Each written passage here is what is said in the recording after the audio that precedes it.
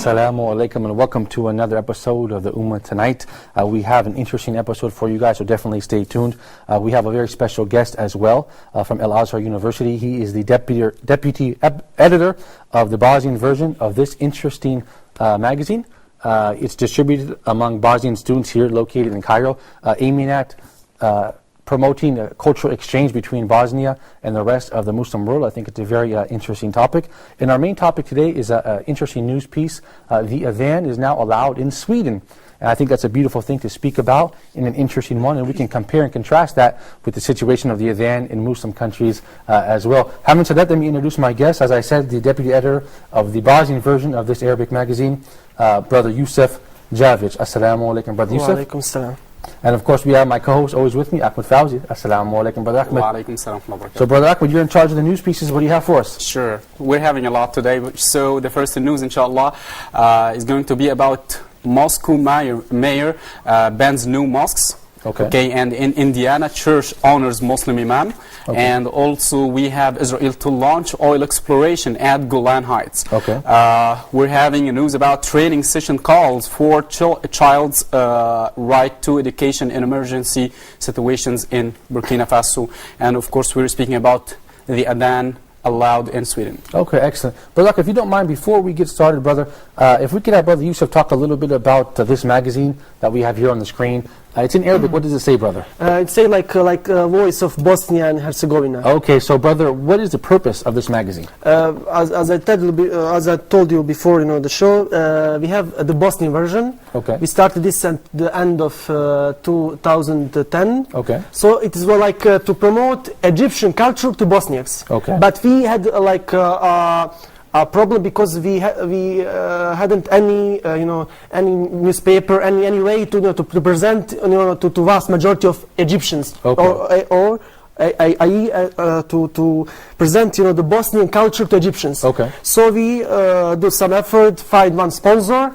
Mashallah. So he's one guy, we don't know exactly who is because he wants to stay in incognito. Right. He sponsored this Arabic version. Great. So we will have about 1,000 printed inshallah copies of this first number, and we will try to do 2 times per year because it will cost a lot of. Okay. Yeah. But we'll try this Arabic version is to promote the Bosnian culture to Egypt. So we have we joined. We are promoting the Bosnian culture to Egyptians and the Egyptian culture to Bosniaks. Right. That's a great point, and I want to ask Brother Ahmed about that. What you think about that? Because Brother Ahmed, I think it's very important to have a cultural exchange. Yes. Because before the genocide in Bosnia, nobody knew. Many people in the Middle East did not even know that Muslims existed in Bosnia. So Brother Ahmed, how important it is, in your opinion, to promote Bosnia and Chechnya and all these Muslim countries outside of the Arabic-speaking world? How important is it to familiarize and educate the Arab people here in the Middle East about them? So when you look at the name or the title of the magazine, it's Sot al-Bosnia and al-Herzegovina. You will find that the voice of Bosnia and Herzegovina. Subhanallah, this is, I think and I see it's like an extension of what Al-Azhar is doing right now, because they have also a magazine called Sawt Al-Azhar, the voice of Al-Azhar. Okay. I see like the same, inshallah, like extension. Now it's 2 Bosnian people, they live either here in Egypt or in Bosnia, and also as Brother Jusuf said now, it's also educating Egyptians and Arabic speakers about Bosnia and Herzegovina. Culture exchange. Yes. And religion exchange. Yes. And ethics and habits, traditions. It's all what we need in this world now. Yes. We need to exchange and know more about one another. Like when you know about me, you will know how to deal with me. Yes. It's not now the problem that when you just say, okay, Muslims, okay, terrorists, black beards, big turbans and stuff like that, because you don't know anything about me. Even I do remember when I was in the West once, and someone just looked at me and, hey, you Moroccan? No. Hey, you Italian? No. So where are you from? I said, okay, I'm an Egyptian. Oh no. So what's your religion? He got that Egyptian, so you are a Muslim. So I said, I'm a Muslim. He said, no way, you're not a Muslim. So, you don't have a big beard and stuff like that. something like that, I see it's mashallah, it's an achievement, and we have all to support you. We have to take a lot of news from you to educate our brothers and sisters, viewers from all around the world, inshallah, about Bosnia and Herzegovina, and also educate people from people they study in Al-Azhar, so they know more about religion more than a lot of people. Just they educate from, you know, like maybe some places they don't know a lot about Islam. So Bismillah, mashallah, I'm not envying you, brothers. You're doing, inshallah, a good job. I think really quickly, if we can keep on this point just briefly, I don't think that some people might say this is nationalism. Why are you promoting Bosnia or Egypt? I think you guys are students here in Cairo, and it's important to get to know one another. So I don't think this is nationalism. As Brother Ahmed said, is getting to know one another and creating love and fellowship and brotherhood between Muslim people. So may Allah reward you guys. I hope it continues, inshallah. Having said that, Brother Ahmed, let's go to the first news piece, inshallah. So Moscow mayor bans new mosques. So in Moscow, the mayor of Moscow has warned that no permissions would be granted to building new mosques in the metropolitan city. As we see in the news, they not allowing anyone or Muslims to have more mosques and stuff like that.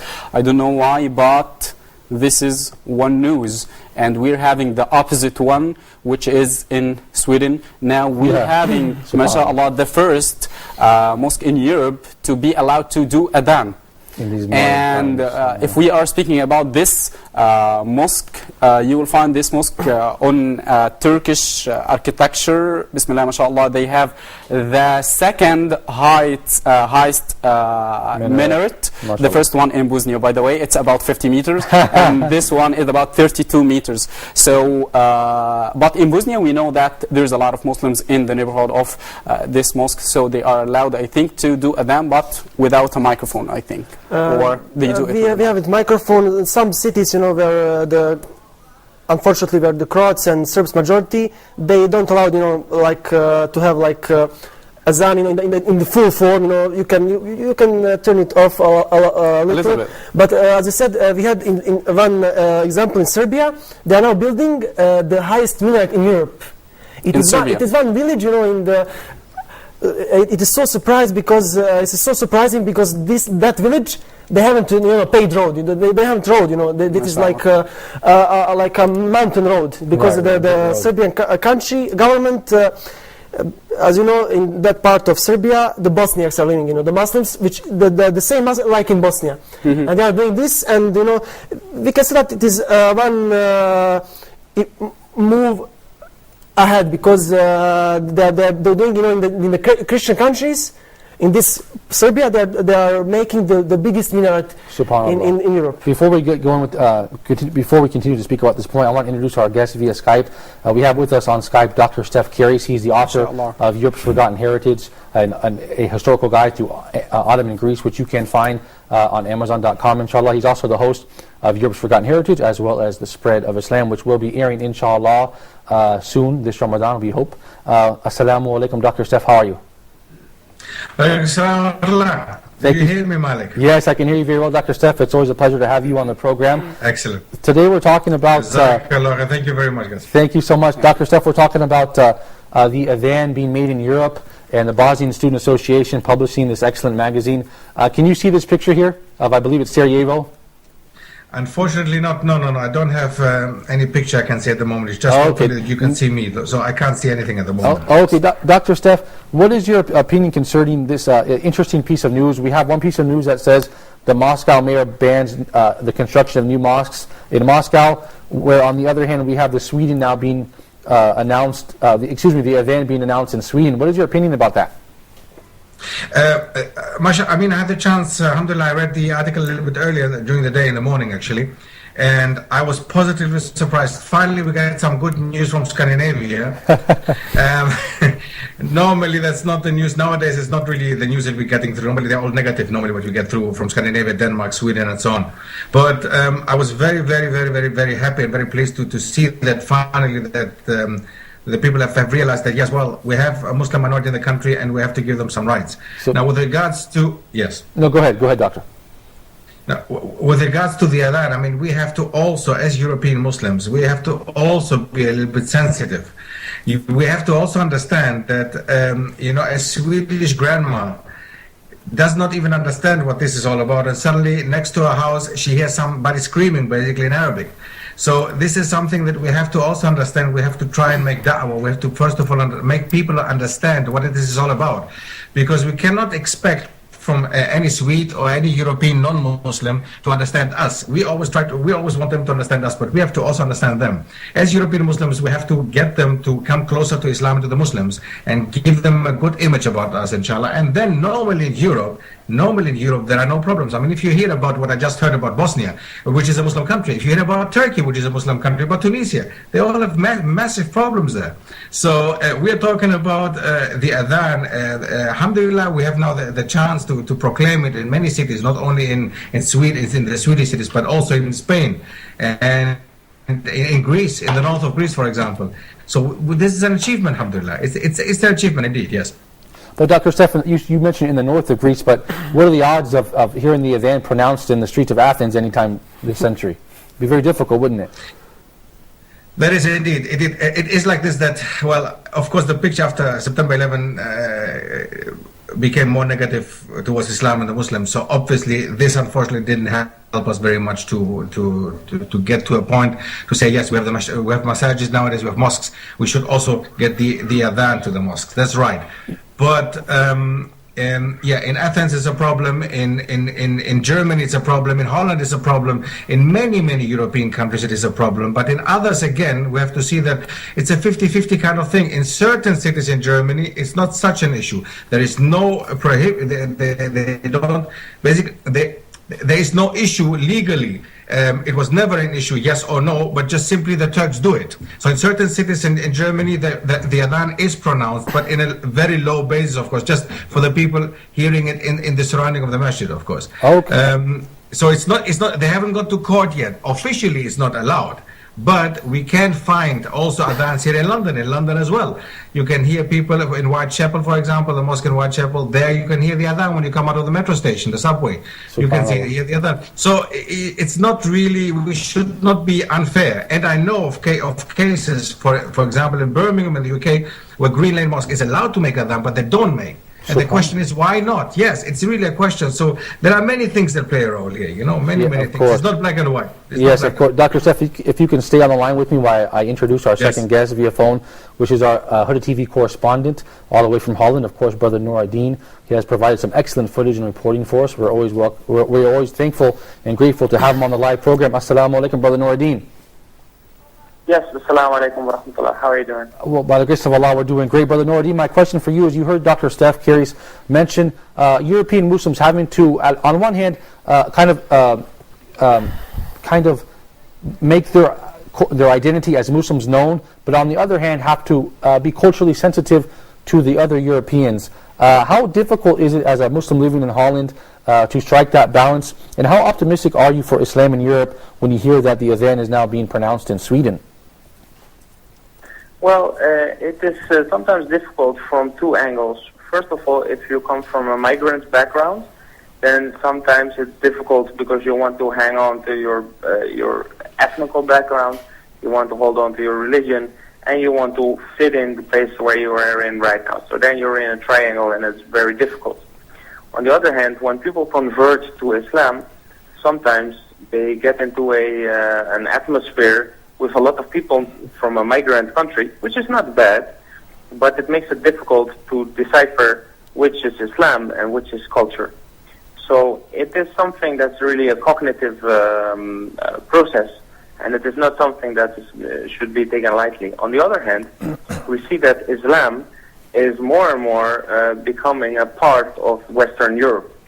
So in the example that you gave on the Adhan that's now in the north of Europe, we have this mosque now, alhamdulillah, that has the opportunity to do the Adhan. I understand they will do it on Fridays. And actually in the Netherlands, this is a debate going on right now, and we had some really big developments over the last weeks here as well. Can you speak about those developments? I'm sorry? Can you speak about, you said you had some big developments regarding this issue in Holland. Can you speak about those developments briefly? Yes, what's very nice is that we had a couple of mosques that are also trying to, start using the Adhan, etc. And we found that, I have two big news here. First of all, we know that Geert Wilders has his Freedom Party, which is mainly about taking away the freedom of Muslims in a way. But right. They really made a very big point about the mosque using the Adhan, and they said, no, it should not be allowed, and we should have a lot of trouble, and the government should step up. Now, because they put this topic under so much pressure, a lot of people need to analyze whether the mosque was doing it right or wrong. They came up with the conclusion that the mosque was legitimately using the freedom of religion, meaning that because the Freedom Party really made a big fuzz out of this, as a result, all mosques in the Netherlands now know and understand that they have the right from a religious, to practice their religion, and the Adhan is a part of that. So they don't need to ask for agreement, they don't need to ask for a specific paper or approval for the government for them to use the Adhan. Because of this, in fact, it was found out that in every mosque is basically allowed to do it. So now we expect that the coming of this year, more and more mosques will actually start using the Adhan. Now, probably not for Fajr, but most of the mosques in the Netherlands that use the Adhan, they actually use the Adhan for the Friday prayer with the khutbah. Excellent point. So that's one of the big news topics. The other one is that over the last few weeks, I've been in your program many times as your Western European correspondent, and I've been talking about Geert Wilders and his Dutch Freedom Party. Right. And this is a party that is really fighting against Islam. So it's really the anti-Islamic movement from the Netherlands. And alhamdulillah, last week it was announced that one of the people, he used to be a politician for this party, he stepped out of this party due to some issues that they had. And last week he announced that he has become a Muslim, alhamdulillah. So we find that we're even taking, as a community, so we, that's you and me, and everybody that's watching, as a community, as an Islamic community, we're even taking the shahadas from the people that fight us the strongest.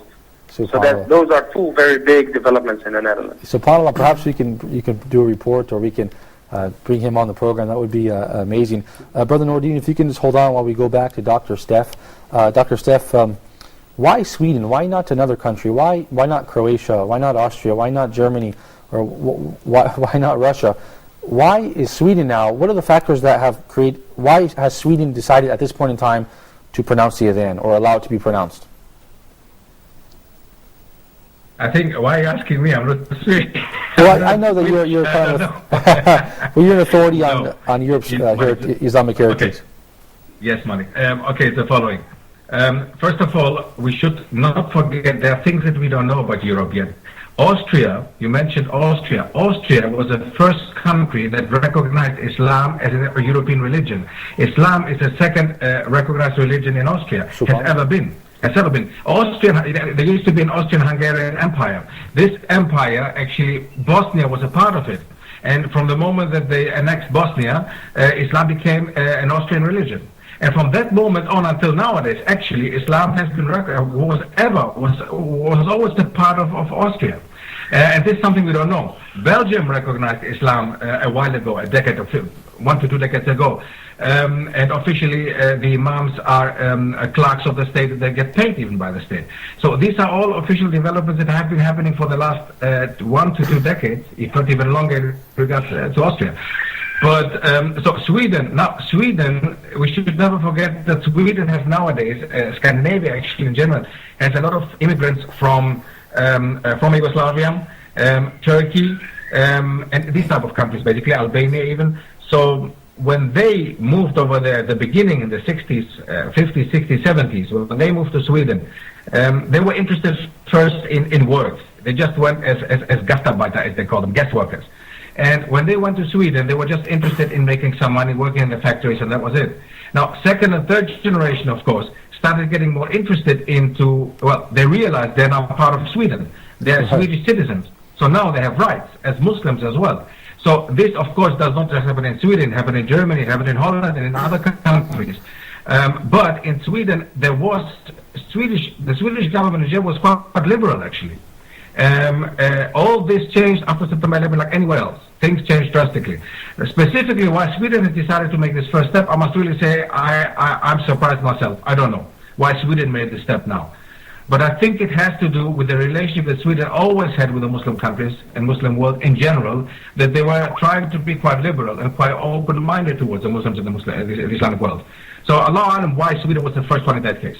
But subhanAllah, we do see in the Orthodox European countries, and I think Brother Jusuf can also speak about this as well, we see the atmosphere is a bit more hostile towards Islam, that we see Moscow mayor bans new mosques. Does that surprise you, Dr. Steph? Did you say the Orthodox countries, countries like Serbia, Greece, Russia? Yes, yes. It seems like they're a bit more hostile towards Islam. We see just the Moscow mayor bans new mosques in one European capital, Moscow, and then in Sweden they allow the Adhan. It seems a very complicated situation. That's very true. We have had this conversation when I was in Egypt. I don't know if you remember that. Indeed, our countries, I mean, you know that I'm originally Greek. Now, Greece, Serbia, Romania, the Orthodox countries indeed seem to have a kind of complex and a kind of problem towards the Muslim world simply because of Constantinople. Simply because of it was like a trauma for the Orthodox world. That when Constantinople, according to them, fell, according to us, was opened by Sultan Fatih 1453. When this happened, for the entire Orthodox world, basically the center of their deen, the center of their culture, everything fell. So for them it was a trauma. And this, of course, created an image of Islam and the Muslim as being the devil, you know, coming to conquer us and they conquered the original capital, so what do they want more? So it's a little bit this kind of attitude that the Orthodox world has and had. But we should not forget, like the brother said before, we have an Islamic center, we have mosques in Belgrade, which is in Serbia. We have mosques in countries in Russia, we have a Moscow, but we don't have a mosque in Athens. So there's still a difference here. No, the Russians are understanding the Muslim market nowadays more and more. Russia has become number 8 in one of the top 8 Muslim traveling countries. Outbound, meaning Muslims who would like to go and travel, they travel to Russia. So yes, things are changing on a daily basis. Very rapidly. Excellent points, Dr. Steph. Curious if you can stay on the line while I go back to Brother Noureddin and pose to you. I'd like to ask you the same questions, Brother Noureddin. Were you surprised to see the Moscow mayor banning new mosques on one hand, and in Sweden now they pronounce the Adhan on the other? I'm sorry, can you repeat your question? Isn't it a bit ironic or interesting or intriguing to see that in Europe, in one country, Sweden, they now allow the Adhan to be pronounced by the Muslim people there, while in Russia, the Moscow mayor has now banned entirely the construction of new mosques without any reason other than outright discrimination. Isn't that a bit interesting? Does that surprise you? I think that in any point in time, in any place, we will see that we are having progress, and in others we will see that we are having struggles. And sometimes we try to draw a line or a correlation between the two or to compare the two. But from my experience, I find that the very local community has such a big influence in the way that a process like that works, that it's very difficult to really compare two situations, especially when they're far apart from each other. Right, because that's an excellent point. They're two different situations. Excellent point. Brother Noureddin, you had mentioned some of the hate mongers on the right-wing parties there in Holland, and you had mentioned that they are anti-Islamic groups on the head of the anti-Islam kind of wave there. They're riding that wave there. How much of that is a sort of sincere thing, and how much of that is actually profiteering and hate mongering? Because I do see in the United States certain groups actually profiting, publishing books, giving lectures and speeches, but it's under the guise of being an anti-Islamic group. But they are actually, their intention seems to actually financial profit. Is that what's happening in Holland as well? Yes. Well, there are two types of groups. First, you have a type that is actually manifesting itself in the media. So you're talking about a few politicians, a few writers, and they know that if they write provocatively, their books will sell even more. So we have, for instance, a professor in the Netherlands, which used to be very nuanced, and his books did not sell and then he became very provocative, and now his book sells a lot, and he is allowed to talk on television. So that's on one hand.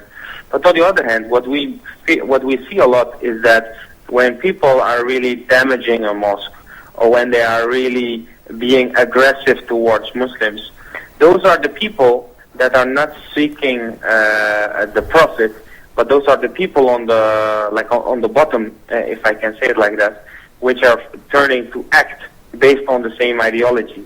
Now, what's the real big problem here is that the people that are making profit out of this, even, regardless whether that's their motivation or not, they are creating an atmosphere which says that it is okay to be anti-Islamic, it is okay to be hostile against Muslims, and some people then cross the line and go into violence. Yeah, subhanAllah. If we took an opinion poll right now in Holland, and we said, should the adhan be pronounced in Holland's mosques effective today, what would be the outcome of that poll, do you think?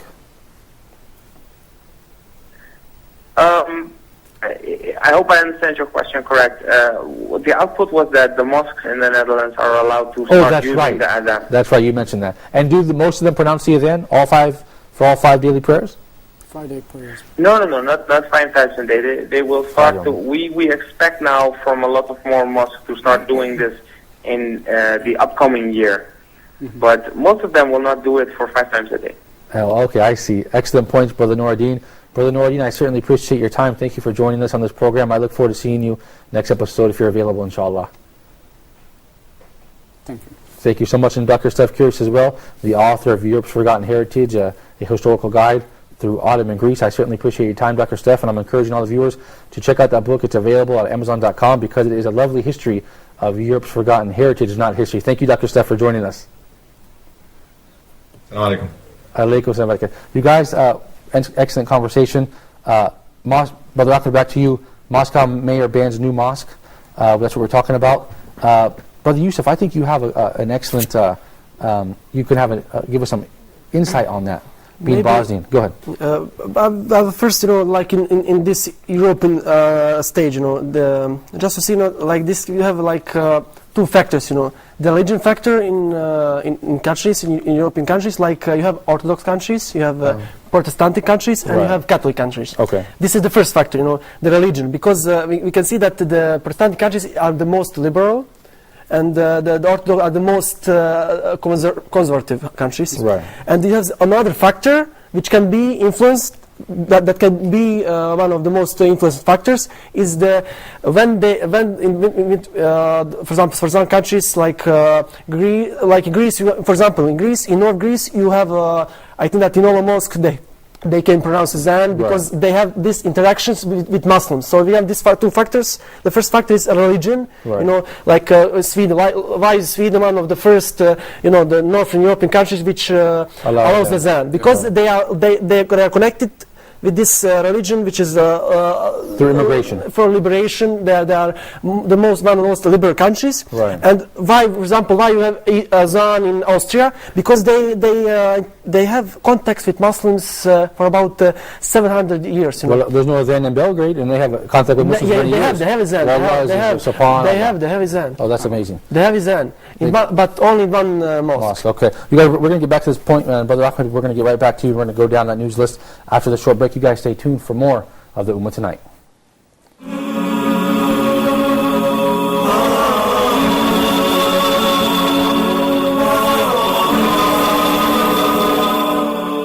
In a game of golf, both the caddy and the golfer have the same goal: to get the ball into the hole. Interest-free banking is similar. With a clear view of the fairway, a predefined agreement without shifting targets, things should end up where you want them. Your deposits are safe, and your funds are ethically managed with a transparent and equitable approach to sharing risk and reward. No interest burden means more time to relax without the worry of nasty surprises. Rest assured, our interest is mutual. Jazz Bank, Nigeria's first full-fledged non-interest bank.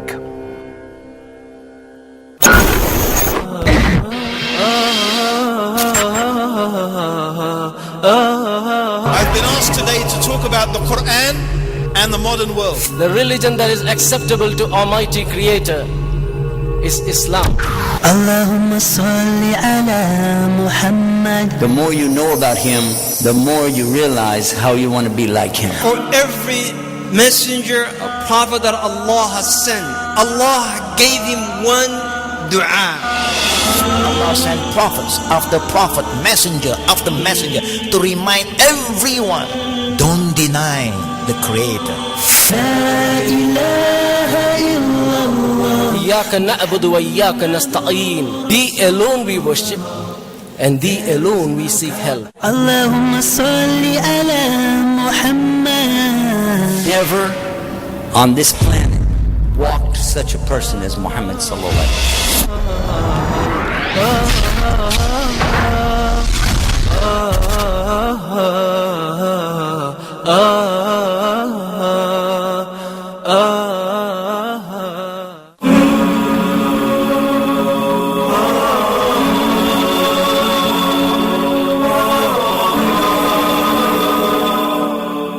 Assalamu alaikum. Welcome back to the Ummah. Tonight we're having a very vibrant and lively conversation with our in-studio guest, Brother Jusuf Džafić, the Deputy Editor-in-Chief of an all-new magazine promoting Bosnian culture to the Arab world, to the Muslim world. The Bosnian version. The Bosnian version, inshallah, is available Arabic. as well. Not Arabic. Thank you, Brother Jusuf. Of course, I have my co-pilot, my co-host right now with me, Brother Ahmed Fawzi.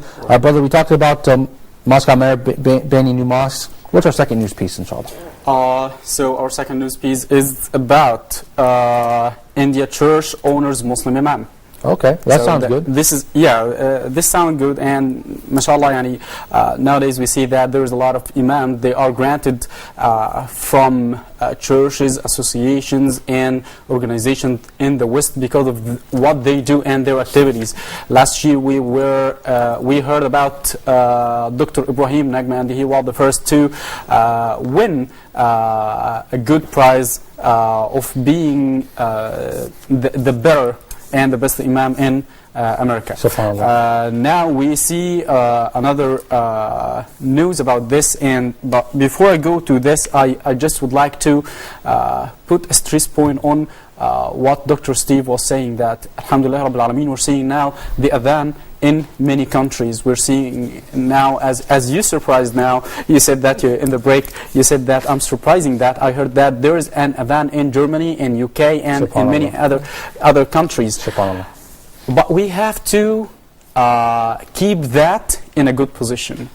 I do remember that he said that we have to have a good image. Yes, you are allowed to be to have your Adhan announced, and you have to put in your regard that this point is a sensitive point, because Adhan is a da'wah, is an Islamic media to all people. If we just remember that, just when I was searching today about those people, they turned and converted to be Muslims. They are a lot. We have Loon, the former rap singer, and we have Neil Armstrong and others like Liam Neeson, the Hollywood actor. All of them and more, they are converted to Islam just because they heard the Adhan. Subhanallah. I think one of them converted because he heard Adhan in Egypt. I don't Subhanallah. know which of them, but I think that one of them. Subhanallah. Brothers, I hate to interrupt you, brothers, but we do have a special, two very special guests via phone. We have a Cairo-based political activist as well as journalist, Brother Muhammad Sharif Adin, who's going to speak with us a little bit about the Muslim community in the West and their rights, as well as Sheikh Abdul Wahab Peterson, a revert to Islam based in Denmark, who will speak with us, inshallah, about the Adhan being pronounced perhaps in Denmark. Assalamu alaikum, and welcome to both you brothers. Thank you so much for joining us. Thank you. Perhaps I can start with Brother Muhammad Sharif Adin. Alaikum salam. Perhaps I can start with Brother Muhammad Sharif Adin. Muslim community in the West. Can we compare, if we compare the rights and the freedoms of, say, perhaps Coptic Christians in Egypt, and we look at the rights of Muslims in Europe and the United States, who could we say is better off with regards to religious freedom? Well, actually, for Alhamdulillah, for this measure that was taken in Sweden, I believe that this major change in the roots that our brothers and sisters in Europe and in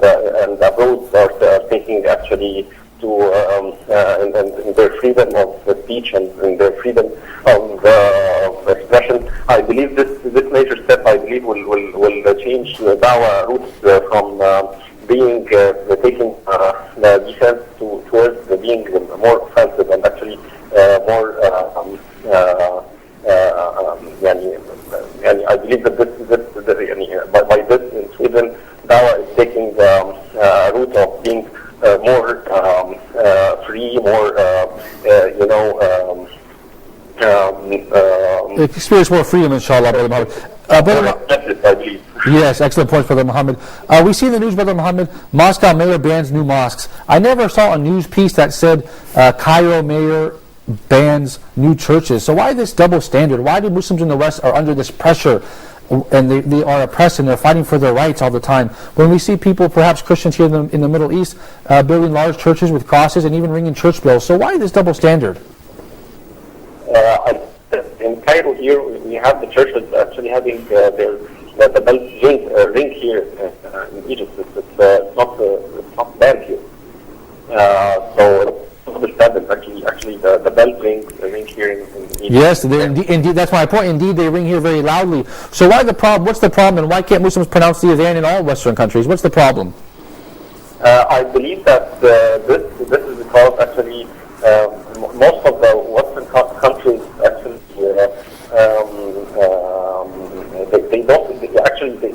I believe that this is real double standards when we're talking about in some countries that ban the Adhan or those who ban the minaret of mosques like Switzerland.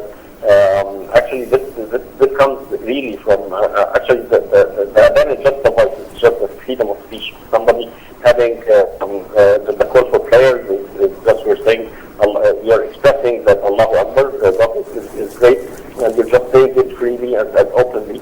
And I believe that they are really afraid of this word that to enter the hearts of their people and changing and causing major changes in their personality and the identity of the country. They are really trying to accept the Christian identity of the countries and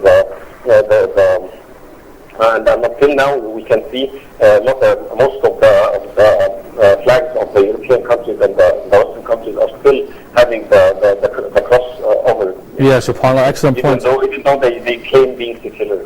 Yes, excellent points, Brother Muhammad Sharif Adin. If I could go to Sheikh Abdul Wahab Peterson. Thank you for waiting patiently on the line for me, Sheikh Abdul Wahab. Sheikh Abdul, my question for you is, I'm sorry for the delay. My question, Sheikh Abdul Wahab, is as a native European revert to Islam, how difficult is it for you to balance between your cultural identity as being a European revert to Islam and also your religious identity as being a Muslim? How difficult is it to balance that kind of cultural sensitivity without compromising your religion and without compromising what your fellow Danish people see you as being, one of them as being Danish? So how difficult is that? Well, actually, I don't think it's very difficult. I've been Muslim most of my life by now. I've been Muslim for about 31 years now. SubhanAllah. I don't think it's difficult. It took some time in the beginning because as many converts, I probably was more eager to sort of prove myself as a Muslim in the beginning. But once I kind of grew into my Muslim identity, it became a lot easier, and I think there's no conflict here. I mean, being a European and being a Muslim is not in any way more difficult than being an Arab and being a Muslim, or being an Asian and being a Muslim. Islam is, as I see it, is more like a net. If you take a net and you put oranges inside this net, you can easily see the oranges. And if you take out the oranges and put in apples instead, then you can see the apples. So whatever you put into Islam, if it's Chinese or Danish or South Africans, well, we will still be what we are, but we will be held together by this net of rules and principles, which is Islam. Yeah, thank you for that wonderful analogy. That's very interesting. Sheikh Abdul Wahid, this news piece that we see the Adhan being pronounced in Sweden, and another news piece, Moscow mayor banning new mosques. It's very complicated situation in Europe, isn't it? Where one country rather, is now allowing Muslims to pronounce the Adhan, where another European capital is banning it. Your thoughts? Well, yeah, but that is the case in Europe. Europe is made up of different countries with each their tradition and long history. And we may reach different situations in our countries. But then again, when you look at it, I mean, if we have the Adhan called out from a mosque in Sweden or in Denmark or in Germany, would it bring more people into the mosque, which is actually the purpose of the Adhan? I strongly doubt it, because our mosques are placed in the middle of high noise, big cities, and I know that's the case also in North Africa and other places, but there at least often you have a Muslim majority. But here we have Muslim minorities, and they may not even live near the mosque. So what would be the point? I mean, if we would have a mosque in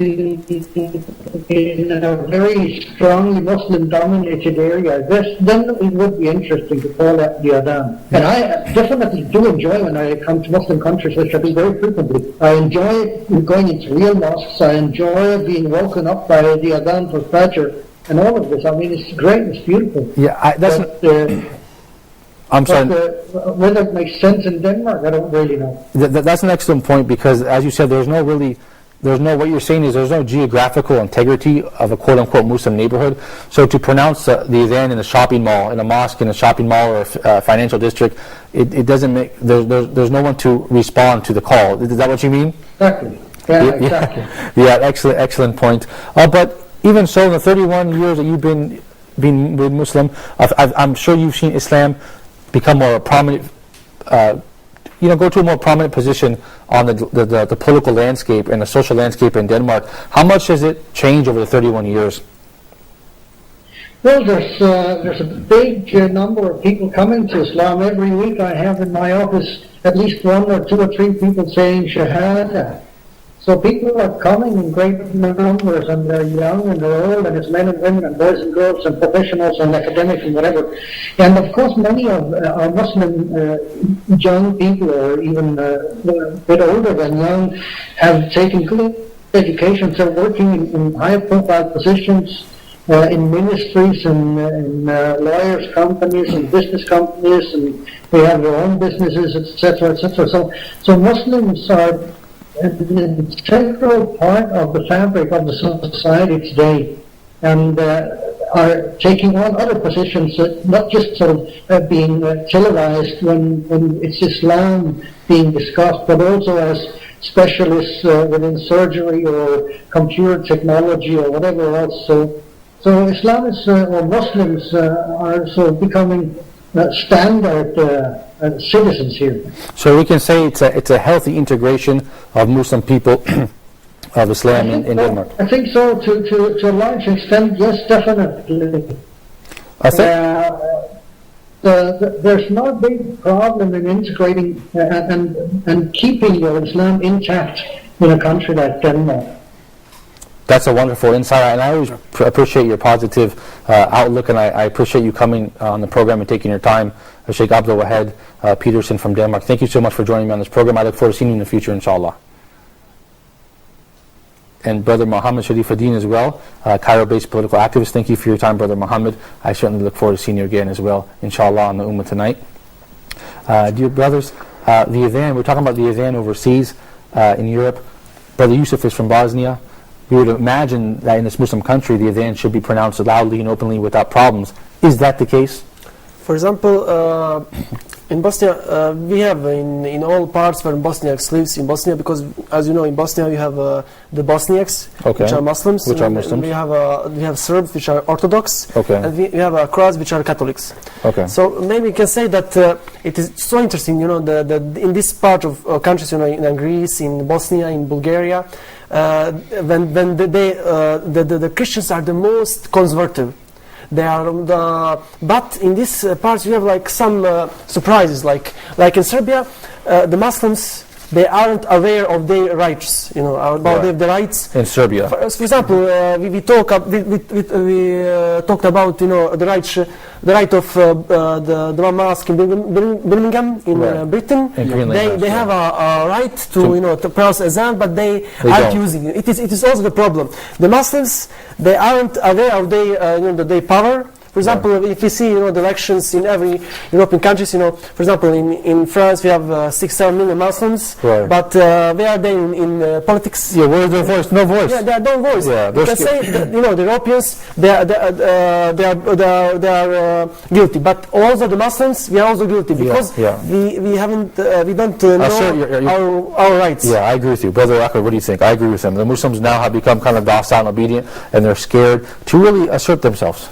So the issue that if you know the importance of what you have, you will do it. Yes. If you don't know the importance of what you have, you will just ignore it and maybe you will not use it.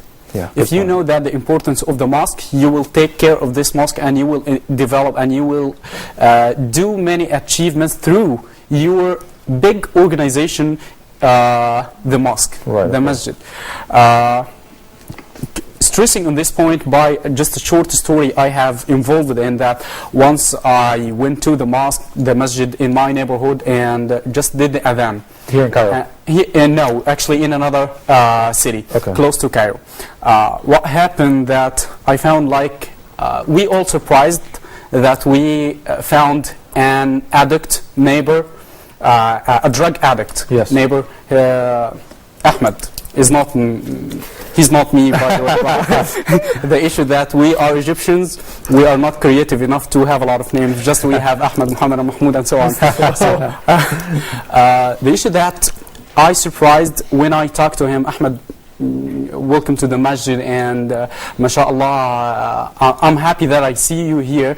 What he said, that while I was walking back from the place I was doing drugs and stuff like that, I went to the home, I found my wife waiting for me, and then I heard the adhan. Subhanallah. When he heard the adhan, his wife told him, wow, what a nice voice. Can't you know who is doing that adhan? What he said, okay, I'll go and pray for the first time after about 10 years. And subhanallah. And know this person. This is an amazing story, and this is the effect of the adhan. We have 2 minutes. I want to ask Brother Ahmed, my co-host, a question, then Brother Jusuf to close the episode. We have 2 minutes, you guys. The adhan has been banned sometimes, I've heard in Tunisia. If throughout the Middle East, when you have an expensive residential neighborhood, they ban the adhan. Even sometimes Islamic, even inheritance laws are banned. So now we see some Muslim countries banning the adhan, and we see Sweden allowing it. North Carolina, some mosques are allowing it. Here and there, it's allowed in some non-Muslim countries. But in the Middle East, like Tunisia, I believe, perhaps parts of Turkey, they have outlawed the adhan. Your thoughts, Brother Ahmed, and then Brother Jusuf. So first of all, at some Arab countries and some Islamic countries, they fight you through something like that because they know the importance of something like that, like the adhan. And in these countries, they care about communication and they care about your rights, like what happened in Sweden. And also the importance of that they know that there is something like what we see that this mosque in Turkey, subhanallah, and some other mosques, like in Europe and so Tunisia, on, inshallah. this is Tunisia, yes.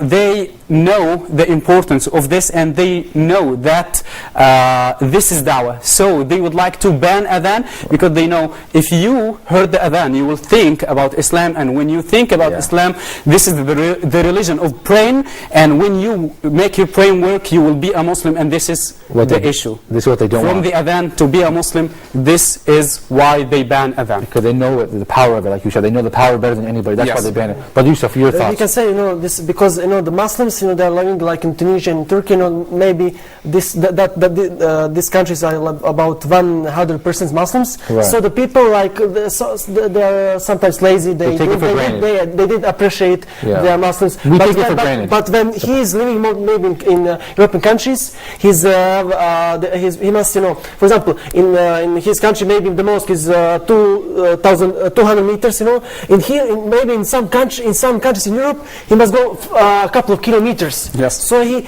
started to appreciate his Islam and his to being Muslim. For example, we have in the last month we have like a free conversions in Bosnian mosques, but all free mosques are outside Bosnia. One mosque in Serbia, one mosque in Zagreb, in Croatia, and one mosque in Austria, in Wien, in Vienna. So it's like we can see that the Muslims sometimes, when they are living, in the Muslim countries, with the Muslim in the Muslim neighborhoods, they are lazy. They don't appreciate what they have. Sometimes the natural human condition. And they aren't aware of their rights about their rights because no one is talking about the rights in that countries. Human nature, I guess, will become negligent sometimes. Brother Jusuf Džafić, the deputy editor of the Bosnian version of this magazine. You guys get online there and support it. Brother Dr. Fauzi, thank you for your time. Thank you for co-hosting the show with me. I look forward to seeing you next time, inshallah. Sure. You guys at home, thank you for watching the Ummah tonight. I certainly look forward to seeing you next time, inshallah. So until then, I leave you in the care of Allah. Assalamu alaikum wa rahmatullahi wa barakatuh.